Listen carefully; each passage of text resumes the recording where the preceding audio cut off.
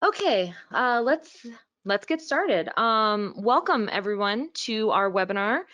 Today's topic is how COVID has impacted the economy.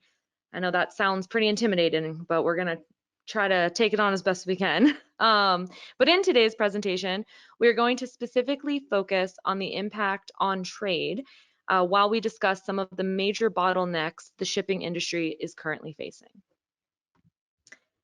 My name is Meredith Lambert. I will be your host today. I am the marketing manager here at Trade Risk Guaranty, which translates to being responsible for researching and creating educational content for all of you, like this webinar. Now, joining me today is Greg Cummings. He is the managing partner of Strix and a licensed customs broker.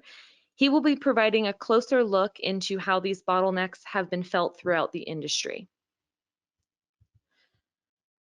And we also have another guest joining us today, Guy Landymore. Guy has over 35 years of cargo experience as a Lloyd's underwriter and is head of marine underwriting at Newline Group in London.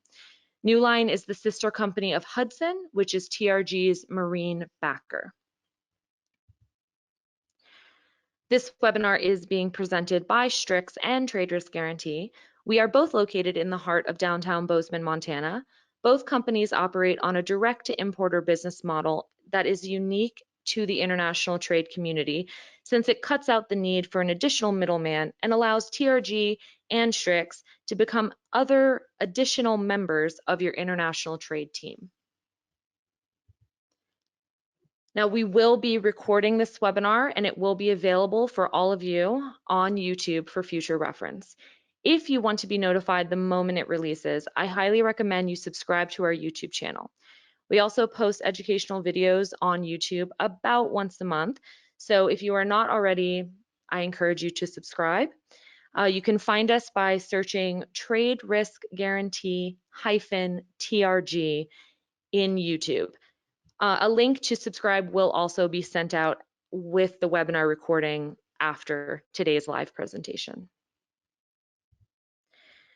Please submit your questions in the question box in the webinar interface throughout the presentation. We will be answering as many of them as we can at the end. However, if you have any questions during the presentation and submit them and we are not able to get to them, we will review them after the webinar and they will either be answered by myself or our team of licensed customs brokers and cargo insurance experts as quickly as we can after the webinar. Now, as a quick reminder, this presentation is for educational purposes only and does not constitute legal advice. Okay, let's get started. I'm gonna just kind of start things off with a little bit of, tiny bit of a recap today. Now, in today's webinar, we're gonna be focusing on 3 topics: a recap of shipping bottlenecks that we have all faced throughout 2021, the effect those have had on the industry, and how to minimize their effect on your cargo. So let's jump right into the recap. And we're going to go over some of the things that we've all seen in the news and hopefully give a little bit more insight into those. Now, as a quick recap to our last presentation on this topic, I wanted to bring back this image from that webinar. In that presentation, we kind of centered the discussion of shipping bottlenecks around the pressing issue of the shortage of shipping containers. We took a look at how these separate 7 pain points were all linked to one another and ultimately affected the container shortage. If you have not seen that webinar, again, it has been posted on our YouTube channel, so you can go back and watch it there. Now, unfortunately, all of these pain points do remain present in some capacity, and it is going to take time until the industry feels any relief. But in today's webinar, we're going to focus a little more globally on the shipping bottlenecks as a whole. So now I'm going to go ahead and pass it over to Greg to dive more deeply into this topic. All right, thanks, Meredith. Next slide, please. All right, so a lot of you have probably tuned in the hope that perhaps the backlog of ships that is out there. There's some blue sky or some change on the horizon, and we'll get a little bit into that because I think there is some hope out there today. But currently, the backlog of ships does remain a very, very large pain point. And as of a week ago, there were still over 100 ships kind of literally floating in circles outside of LA Long Beach. And the number of containers out there is estimated somewhere in the 400,000 to 500,000 range. So it's still a very large pain point for you as an importer.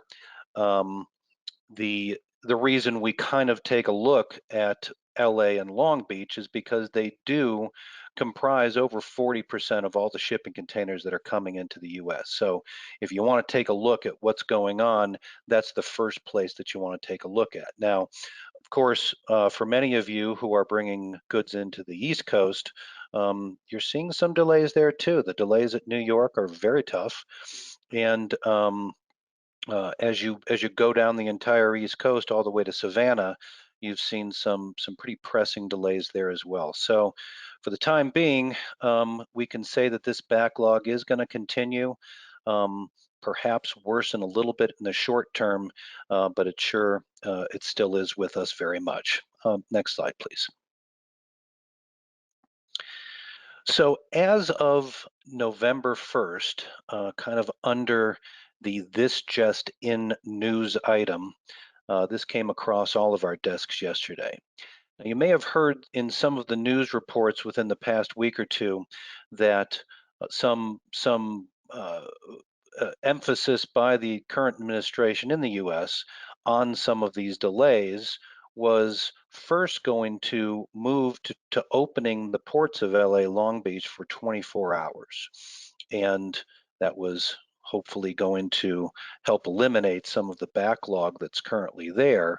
But this came across our desks yesterday that in addition to that, effective November 1st, LA and Long Beach are going to begin charging an emergency fee on what's called all long dwelling cargo. And this is really important to take a look at because what they're going to do is apply a fee to all containers that are at the terminal for more than 9 days and any rail containers that are there for 3 days or more. Okay, and we'll hold on to that thought for just a minute because the cost of this is quite extreme. If you exceed these limits, it's going to be $100 for the first day, 100 plus 100 for the second day, and so on. So if you exceed 9 days for normal cargo, you go from 100 to 200 to 300, etc. It's going to get quite expensive. Now, you can make a case that 9 days is a fairly significant time to have to wait to get your container out, and it should be out. But I think anyone who's been working with LA Long Beach knows how difficult it is to find chassis and to get those containers moved. So the more interesting side of this is if you look at the bottom of this slide, you see that the revenue that's generated from these fees is set to be reinvested back into long-term port efficiency and infrastructure programs. Essentially, this is a tax. And it's very troubling because we're trying to get a better idea as to who is really liable at the end of the day for some of these delays. And this is probably a very big question you have. If you have an IT shipment that comes into the port of LA Long Beach and it's going on to, say, Chicago, if for some reason that rail container sits because it can't get loaded on a rail within 3 days, who's going to pay that? Is that going to be ultimately you, the importer of record, or is that going to follow the steamship line? So we don't really have a hard idea as to who's going to have to pay these at the end of the day, but it's very troubling, and it's just adding to some of the stress that we're all feeling with some of these backlogs. Now, some of the news reports we saw this morning suggest that LA Long Beach is really trying to make a run at getting the empty containers moved and moved out. So I think that's good news. But at the end of my portion of this, I'm going to talk a little bit about some of the successes organizationally that you might want to take a look at in order to hopefully keep some of this stuff off the table. Next slide, please. Now we talk a little bit about the ports of LA and Long Beach, and certainly some of the other ports in the United States, because that's directly, of course, affecting the final delivery and arrival of our goods. But it's also very important to understand that these port delays aren't just happening in the United States, they're happening globally. And RBC suggests 77% of ports around the world have abnormally long times in turnaround traffic. Certainly most of the goods that are coming into the United States by percentage are from China. So we want to look at those ports first and foremost to see what's going on. And what we found is we've got a similar kind of delay happening there with over 100 ships floating in circles off of Hong Kong and Shenzhen. Add a little bit of weather to that, and that just causes further delays. So you can take a look at why some of those delays may be happening, but the Chinese infrastructure from manufacturer to port, the loading, the availability of containers, and then the embarkature of those ships has also added to some of the delays that we're seeing in overall shipping time around the world. So unfortunately, we can confirm it is happening globally and not just in the United States. Next slide, please. So what's causing some of these delays? The first thing, of course, is we take a look at a nation, the US in particular, that's been suffering from pandemic stress for the past going on year and a half, perhaps even up to 2 years if we move into March of next year. And what that's really resulted in is a lot of change and dynamic choices that are being made by us as consumers. It used to be there's a lot of predictability that is being used, certainly by your social media that you may or may not be know is tracking all of your purchasing decisions. But that's what's been fed into supply chains. In the past, we've had just-in-time kinds of deliveries for not just manufacturing, but also for the goods that you see in your retailers when you're out shopping. And this predictability has become much less quantifiable. That seems to run across all of the different kinds of products we're buying, from healthcare to going down to Home Depot for building supplies. So um, what I think we all do understand is when we go out to the stores, sometimes it's a little bit creepy at how light the shelves look or empty the shelves look. It's almost like what's going on here? Are we just not able to get these goods? Are the right purchasing decisions being made by retailers in the first place? And then we've got the other side of pandemics, as we have different kinds of surges that seem to be reemerging. People stock up on things, they hoard things. And so, all of these things have pushed together to make a very unpredictable manufacturer and retail purchase decisions, thrown in with all of the delays and backlogs we have in actually getting the goods to the shelves. Next slide, please. Anyone who's gone out to a restaurant in the United States finds themselves wondering if they're going to get service.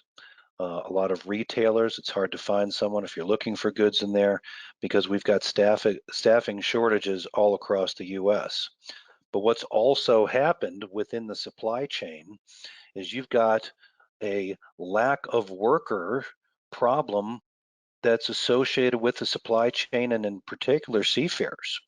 And at the peak of the pandemic, you had 400,000 personnel involved in steamship line movements that were essentially trapped on board vessels. Some of them were over a year at sea. And what that means today, as things have kind of normalized, I mean, still we've got a lot of delays out there, but you've got a lot of problems in getting people to contractually obligate to actually manning all of the shipping lines that are out there because they're afraid they don't want to get stuck at sea again for a year. So it's a very interesting issue that is very much a part of the supply chain at the steamship line level as well. Next slide, please.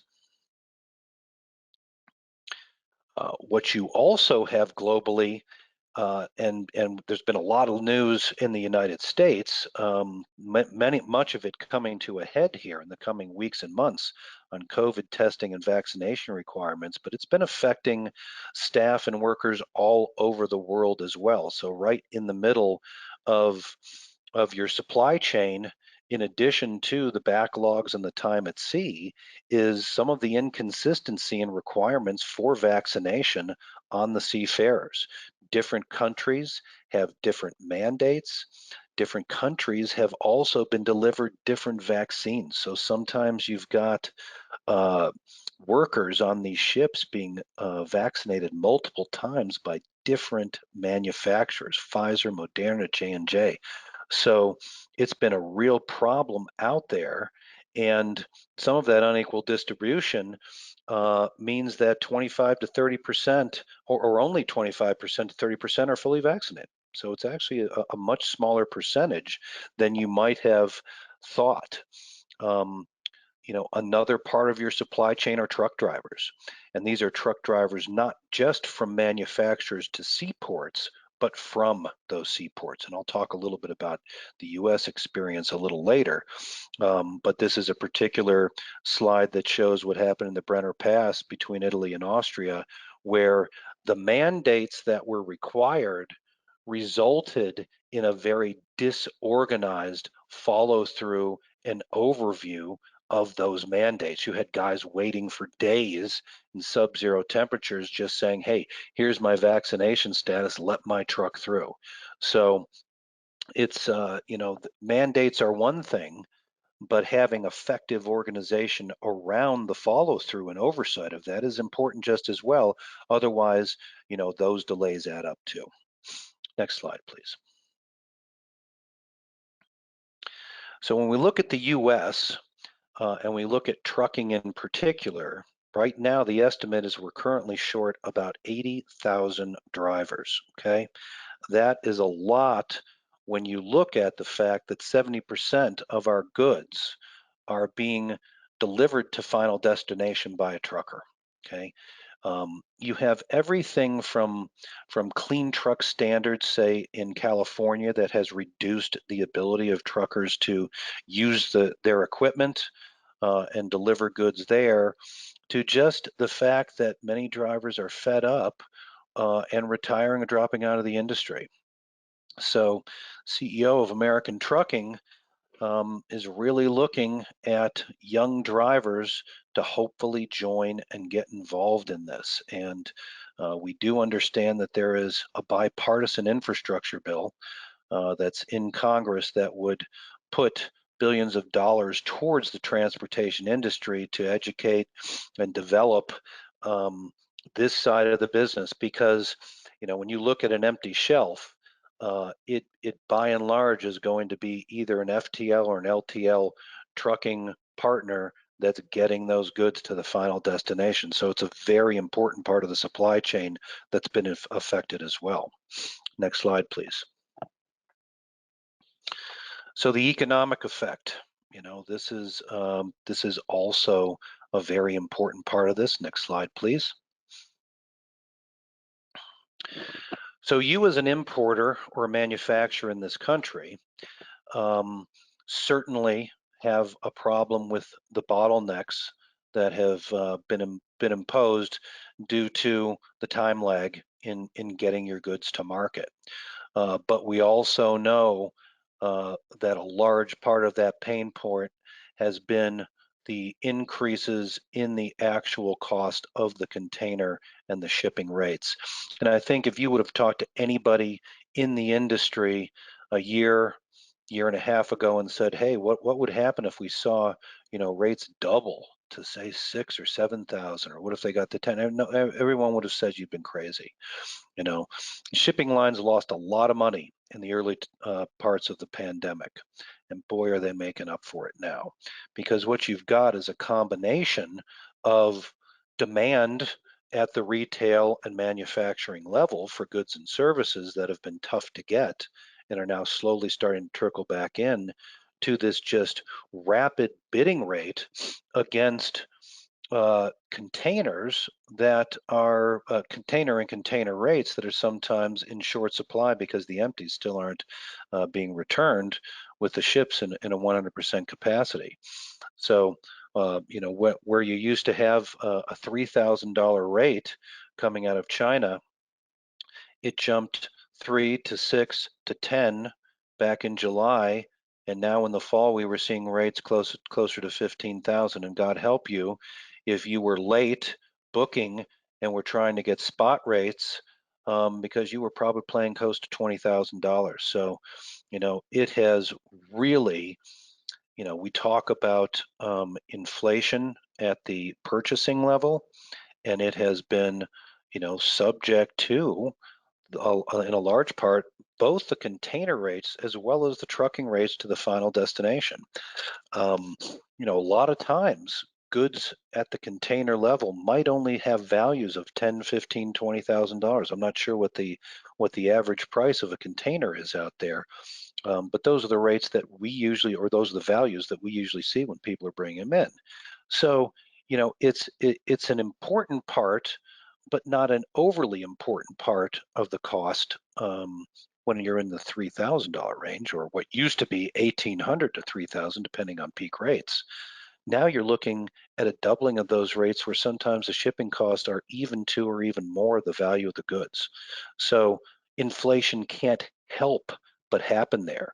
So far, the United States economy has been soaking that up because demand's been behind. But what's going to happen after you start to take a look at goods that maybe you don't have to have, and the prices have jumped so much that you're not purchasing them anymore? The next 3 to 6 months are going to be very interesting for all of that. Now, maybe there's a little trickle of hope out there. We saw a slight pullback in the past month on container rates, and let's jump to the next slide because I think we've got a chart on that. Let's hope, okay? Let's hope that this isn't a bounce down and then a rebounce back up as we saw back in July and August, but perhaps we're starting to see a pullback in these rates, and that's what we're hoping this chart is showing us. So, we're kind of, as far as shipping for the holiday season, if you're not en route, you're not going to make it. So the demand for those containers is probably over now. And at the same time, there is a significant amount of focus that is on empty and empty returns. So, hopefully this chart is indicative of a trend. We're all hoping of that, but we still have a ways to go in order to get back to anything close to normal based on what we've seen in the past. Next slide, please. Now, another side of this business is what has been the reaction of both manufacturers and retail suppliers out there to all of the delays and the friction that's been involved in the supply chain. And it's very interesting because what a lot of people have done have said, just get me the container to a warehouse. Let's de-van it, throw it on a truck, and let's move that instead of the rail, instead of some of the other kinds of dray to the actual point of destination, because chassis have been in such short supply. So what that's done is it's put an extreme amount of pressure on warehouse space, and the shortage on that has continued for some time. And when you look at the supply chain, demand ends up being supplied at some point at a price, right?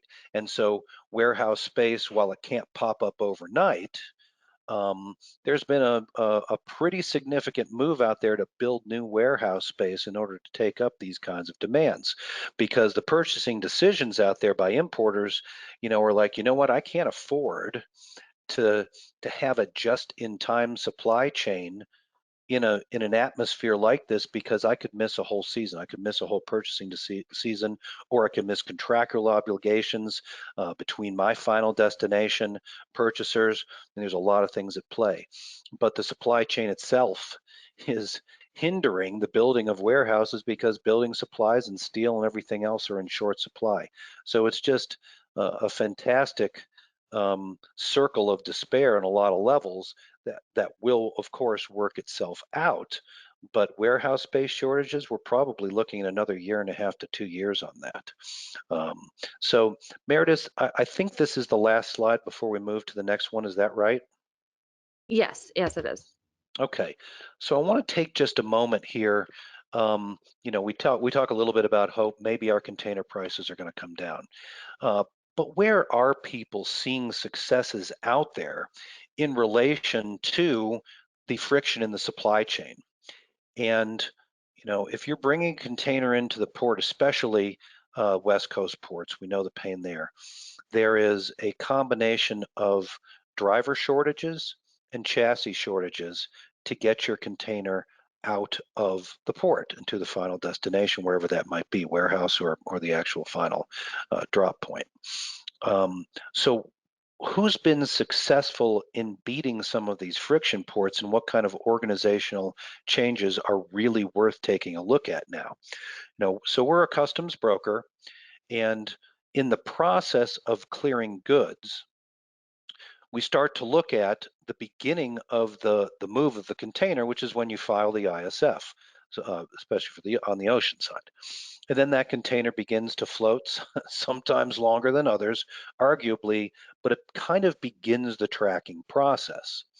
And so successful manufacturers and retailers out there have moved to a strategy where you begin to track that container as soon as it embarks from the foreign point of destination. And you either yourself with your own staff or with a dray partner track that vessel or track that container, while at the same time beginning to set up for equipment to pick it up. We know we've got huge delays sitting at the ports, so the earlier you can get that appointment and you can secure that equipment, the more likely you are to be the first one to get your container out of there, and certainly hopeful that even if there was a short-term exam or something else that might have happened with that container, that you're well within your last free day window, and certainly we're hoping to beat that 9-day emergency fee window by a long shot.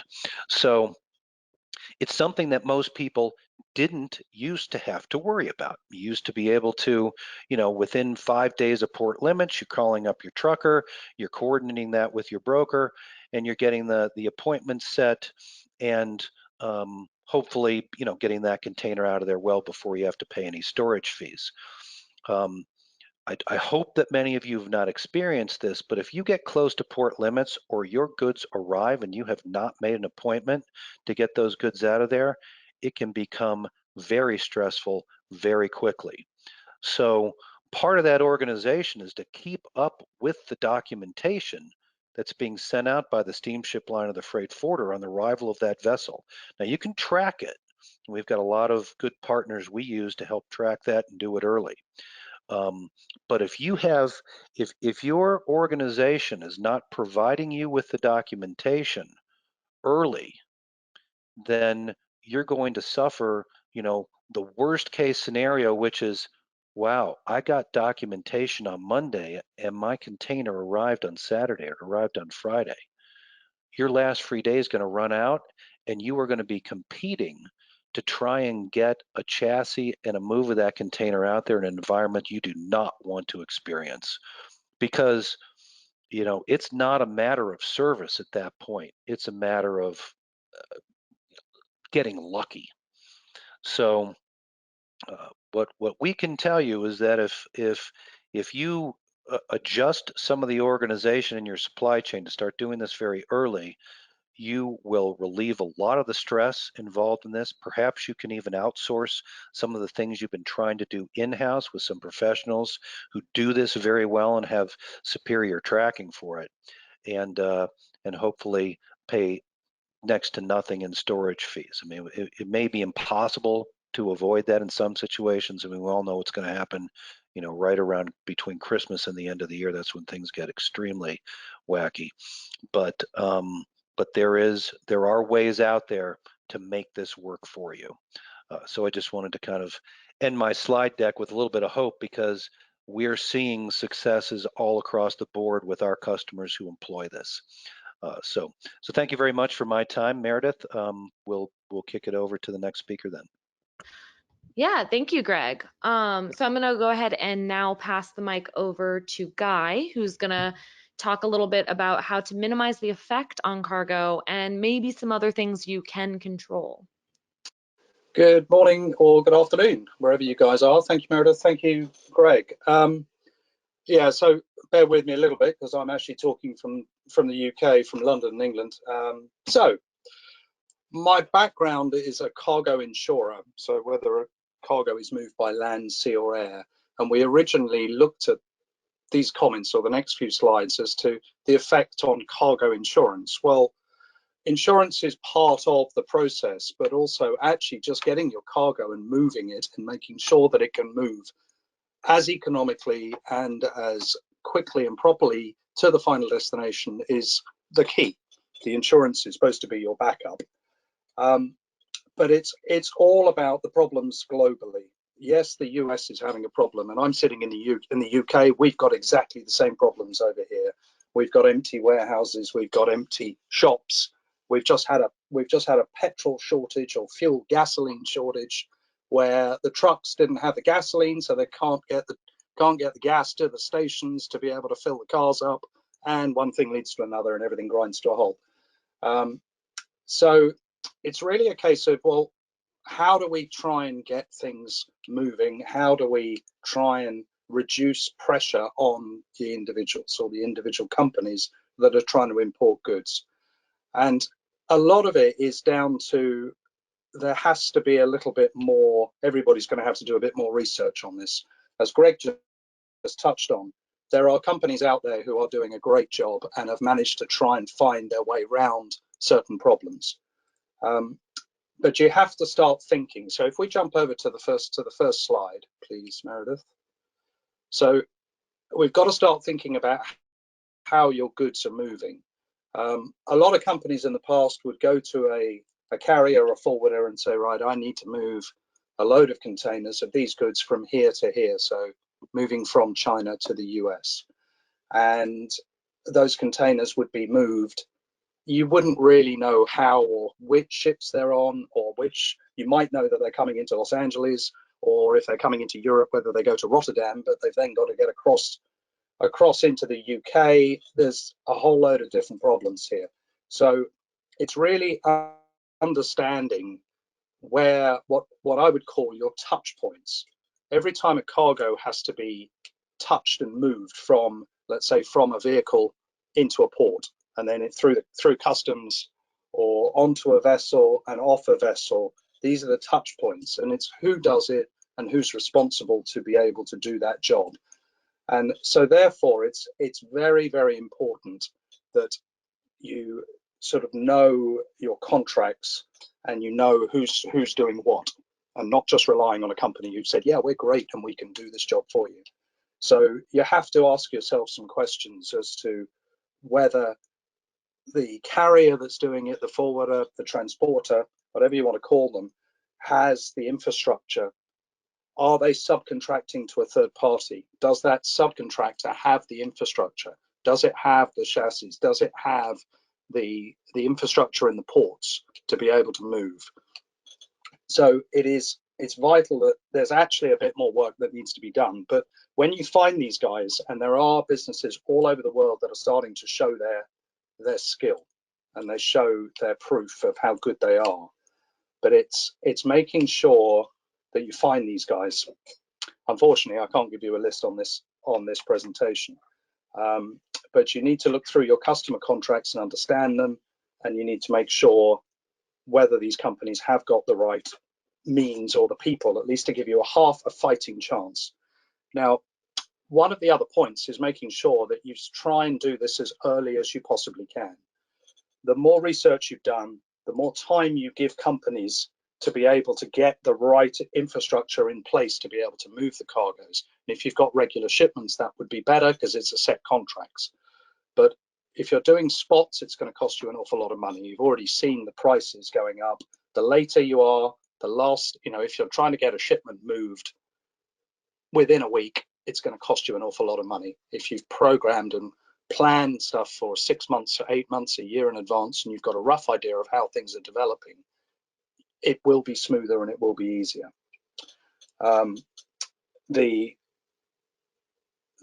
Probably the most important bit, and Greg's already mentioned this, is it's trying to work your way and plan your route and plan your peak seasons. If you hear that, let's say you're shipping goods from Asia, and Apple or Samsung or one of the massive global manufacturers is launching a new product at about the time you want to start shipping your cargo, you may get delayed because those companies will take priority because of the volumes concerned.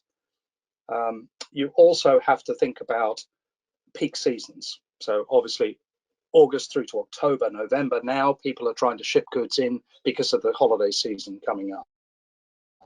You've also got December through to February, which is just coming up, leading up to the Chinese New Year. Prices will go up prior to that and during those periods because there's more goods moving, and the companies, as Greg has already said, the companies are trying to make their money back as fast as they possibly can over the last few years, which they've lost a lot. So my key point on here is have a think about your touch points. When goods are moving, when they get to a certain point, is there potentially going to be a problem? The other point is making sure as best as you can that all your documentation is in place. One of the big delays, ignoring, and this is irrelevant of COVID, but one of the delays is if your paperwork, your bills of lading are wrong, there will be a delay at the port.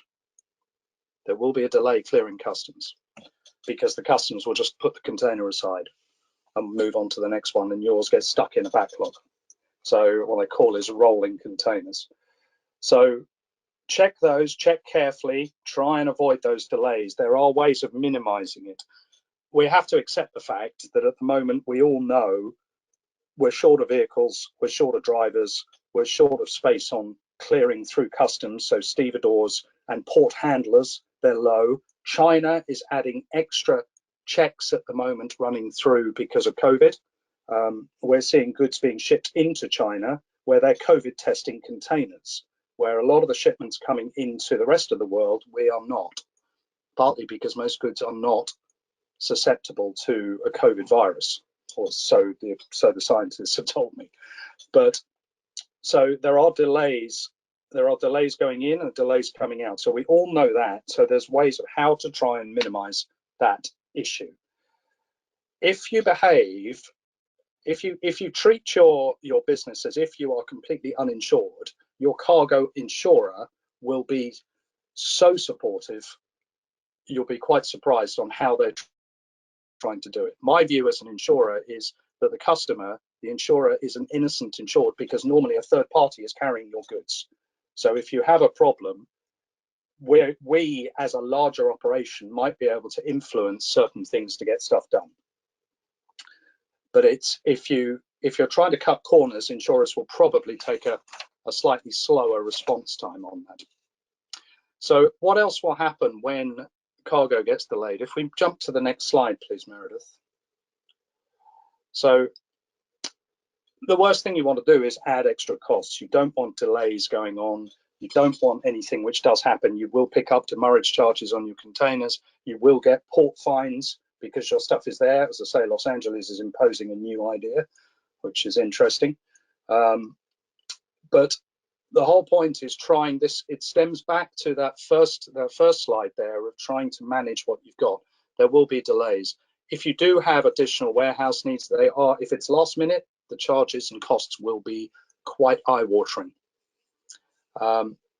Speak to your insurers if you need to, because they might have some sort of contacts. You'd be surprised what they do and how they influence, how they get involved, because they're normally involved with lots and lots of different types of shipments moving through all sorts of ports.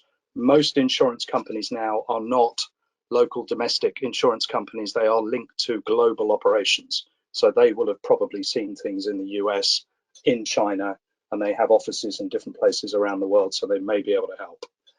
But if you've got additional warehousing, it is going to be expensive. So try and reduce that exposure as much as you possibly can. It does happen, and it is at the moment, unfortunately, expensive. What that leads on to is really, it's the next slide. The 2 and 3 are very similar. If you jump to the next slide, we're talking about accumulation, and these two are more of a problem. Under a standard cargo policy, delay is not recoverable underneath a standard cargo policy. There are some policies out there which will include delay, but on the whole, it's not. And you also get an accumulation at a port because there's been a delay. Now, most cargo policies will give you the benefit of the doubt, and some will double the limits because it's outside your control. So if you have a $250,000 limit in a warehouse and you've got another shipment or a delay of the first shipment and another one turns up and you've suddenly got double that figure, then in theory, your insurance policy, but you need to check. But you have to watch it. What you don't want is a problem at the port, a fire, God forbid, a flood, a hurricane, or something like that. And then you get a situation where the insurer will either pay only up to his limit or may apply an average basis. So they're averaging what you've got. And so you're not actually getting your money back. So again, it's all about trying to be as upfront and as fast as possible. Do your research, get your knowledge in first, find out who the best players are, who is operating, and who has a good responsibility, good team and network, and make sure your paperwork is in a really good place. So you try not to get rolled cargo, you try not to get delayed from the customs, and you're not having to cost or spend those extra costs because if something does get delayed and you've got to put it in a warehouse, or you can't get your chassis up to be able to move that cargo fast enough. So it's all about trying to make sure that you get yourself in time in place. To give you an idea, just as a sort of bit of background, at the beginning of 2019 and 2020, FedEx, for example, were showing about 12% of their cargoes delayed. UPS were running at about 15 to 20% delays on their transits. You've also got because so many companies are global these days, you've got these big global operations where you've got them networked, so they're trying to control that supply line, and they will dominate some of the larger shipping carriers and container carriers, and so they're getting a much better deal, and the smaller companies are struggling to find space. But you have to remember that out of the top Fortune Global 500 companies, 200 of them were based in the Wuhan area when COVID broke out. So they were all heavily influenced by that lockdown situation. So they're now trying to rapidly ramp things back up again. So in theory, it's just in simple terms, it's trying to make things as easy as possible by giving yourself much more time. Go much earlier than you normally would in planning. Try and make sure you speak to the company. Speak to your insurance companies. Speak to your brokers. They will know, and they have experience with other companies that are trying to do something similar. Shipping things from a lot of it's going from Asia into Europe and the USA. And so we've got similar problems. And the ports are all stacked up. There's not enough traffic. So it's trying to find the companies that are managing to get their vehicles moving, managing to get their cargo through, and they know how to handle and talk to their customs officials. So the next, can we go to I think there was one more slide, actually. Yeah. So this is more really talking about the types of cargoes that could be moved. As a business, we specialize in the movement of shrimp, prawn, fish, frozen fish being moved, and large volumes of containers being moved into the US and into the States.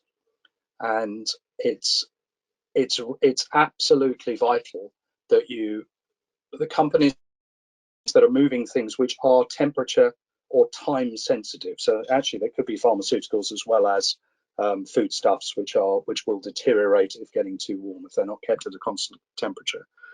It's making sure that there's containers, reefer containers at the moment. I know there's an extreme problem of trying to get hold of a decent reefer containers.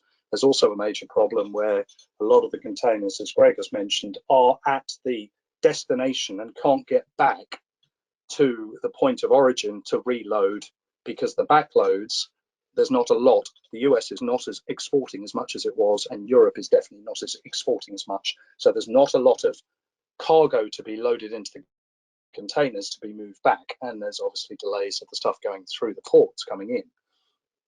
So there's a massive shortage on those containers and temperature sensitive stuff. If they don't have the facilities, if you're going with a lesser shipping company, are those vessels of a reasonable standard? Do they have the right power sources? Can they hold for a week or 2 or 3 sitting at a port, making sure that those containers are powered correctly, so they when the containers do come off the ship, nothing is spoiled. Intermediate storage, you're moving into a bit more technicality with the actual facilities that where you're going to be storing stuff, which is the backup generators and things like that. You will have, and I'm sure the US is probably the same as Europe, everyone's had a few power outages here and there. There's a bit of a delay, maybe the fuel, maybe whatever. Everything's just a little bit off at the moment, or has been. And obviously, temperature control facilities, if there is a power outage, okay, another option, if there is a hurricane coming through, power will be switched off in that area when there's a state of emergency because of the hurricane coming through. Those facilities need to have backup generators, and they need to have backup fuel for at least 2 or 3 days to make sure that they can keep running if there is a problem. So it's not just one thing, it's layers. It's a bit like an onion. You need to be looking at a lot more than just relying on your standard carrier to be able to do it all for you. So unfortunately, the world has changed. But, and as Greg has already touched on, things are looking brighter. There are things starting to move. There is definitely an easing.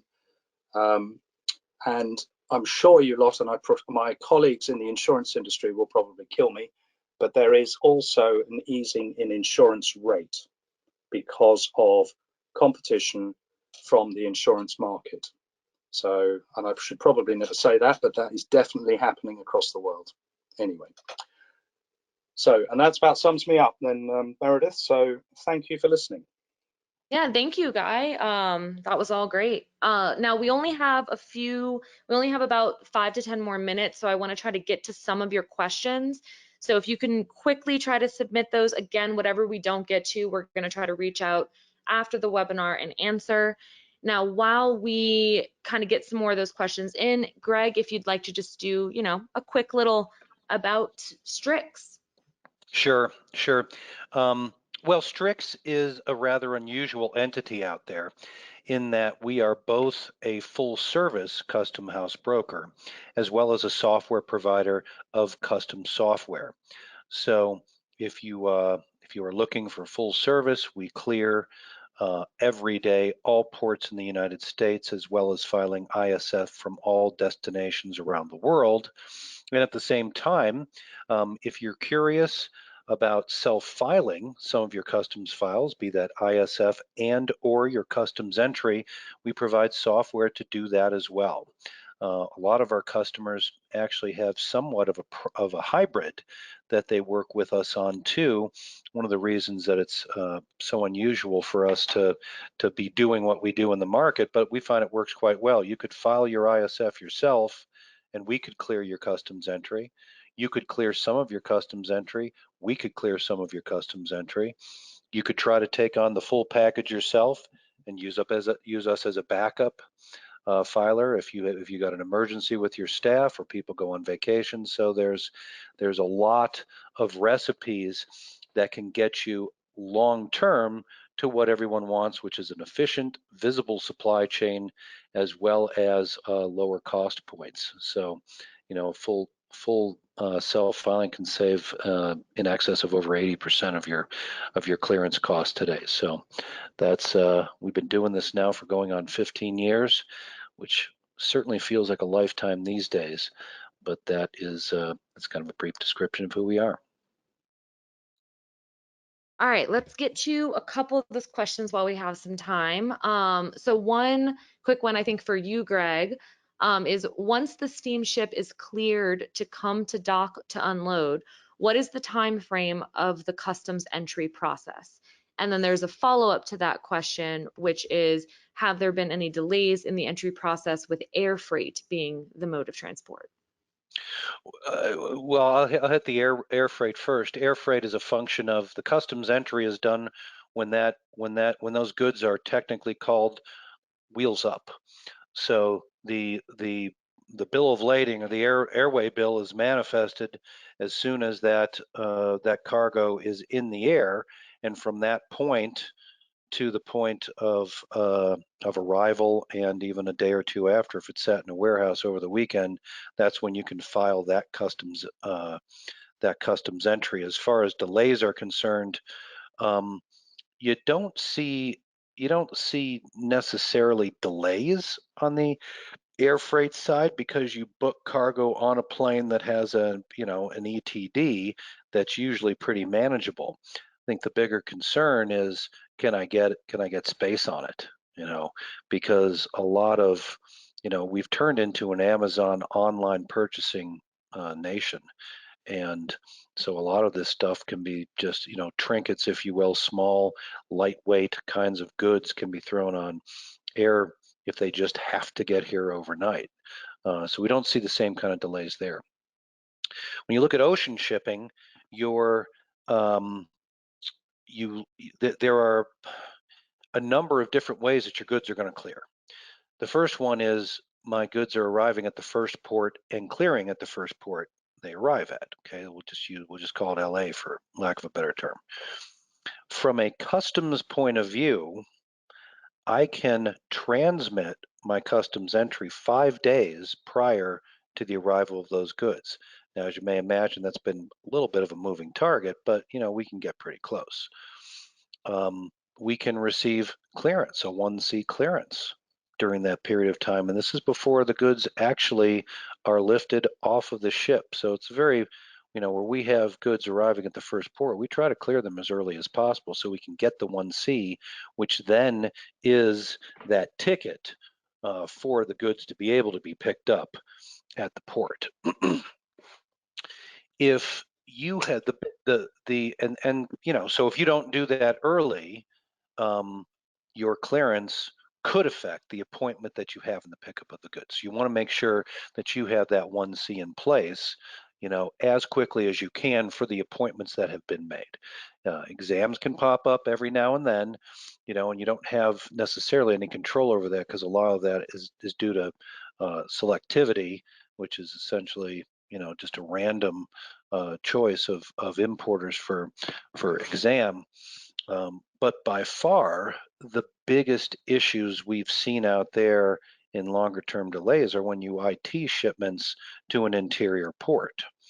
From a customs point of view, I'm not able to get clearance until the IT or the inbound is arrived by the rail carrier to that final port of destination. I could try filing that entry earlier, but I'm not going to get a clearance until the IT has arrived.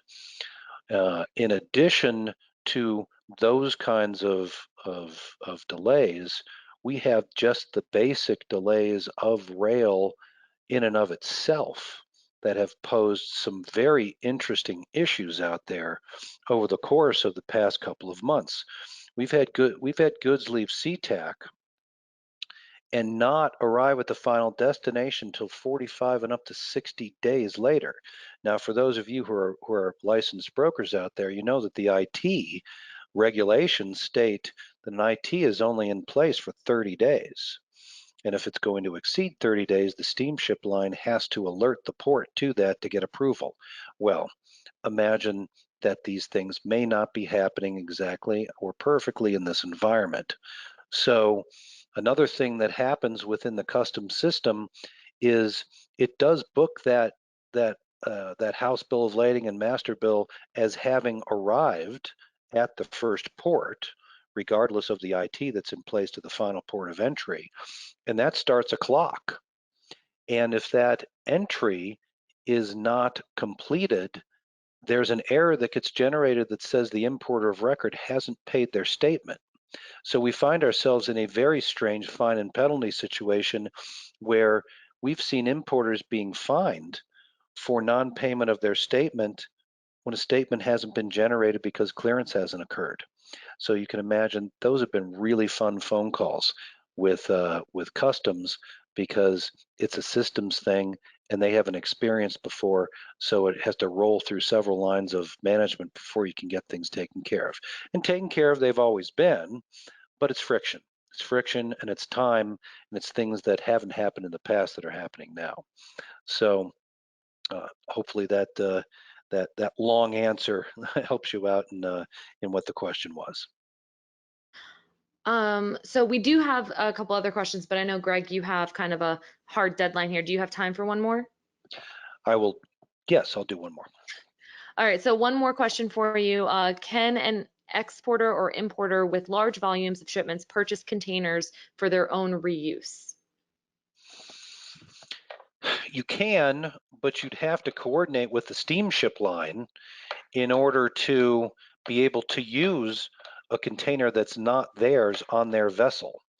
You know, a bigger thing we've seen happen out there is we've seen people buying ships and thinking that that's their best way to avoid, you know, some of the bottlenecks on the steamship lines with empties and everything else. And that's creating an entirely new issue with empties, because if you came in on a ship that was chartered for just you and you then try to get an appointment back to the shipping yard to return the empties, what's happening particularly in the port of LA, is they're not taking those appointments.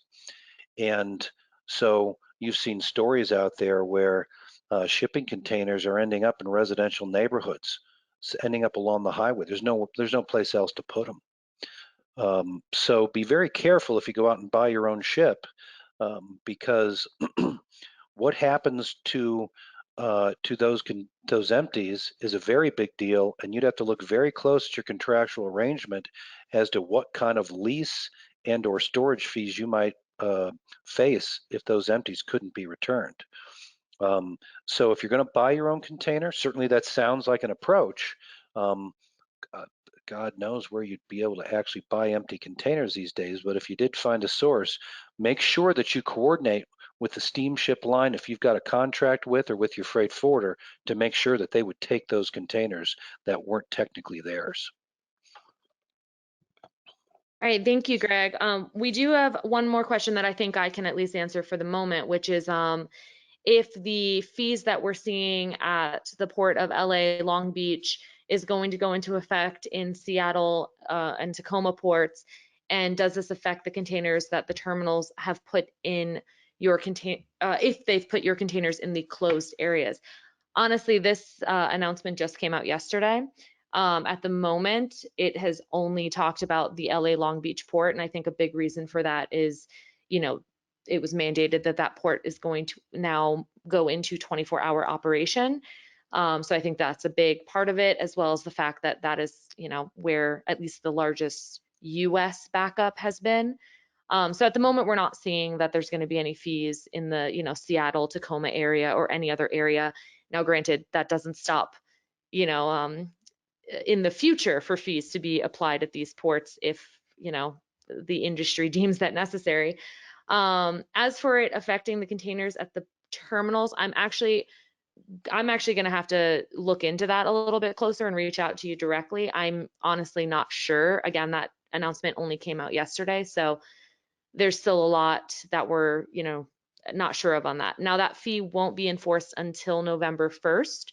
So not very many days until that date, but, you know, if there's anything you can do to move your goods or anything like that over the next few days, you do have at least a little bit of time. So unfortunately, that is all the time we have for questions today. We had at least one more come in, but we'll reach out to you after the webinar to try to get you an answer on that. But yeah, thank you so much for attending our webinar today. We know that this is a really confusing and unprecedented time. And the TRG team and Strix team and all of us really just want to provide support where we can. If you have any questions, please don't hesitate to reach out to me directly via email at marketing@traderiskguarantee.com. Additionally, you can check out our blog at traderiskguarantee.com/trgpeak. It's got a treasure trove of excellent articles and information. And don't forget, you can find us on Facebook, Twitter, LinkedIn, and of course, YouTube. We will be sending out a follow-up email, hopefully tomorrow, if not tomorrow, then early next week, with links from the presentation and a link to the recording of this live session. Also, if you want to look more into Strix, you can find them at strixsmart.com, and you can reach out to them directly as well. So thank you again for attending today's webinar, and I hope you all have a great week or weekend.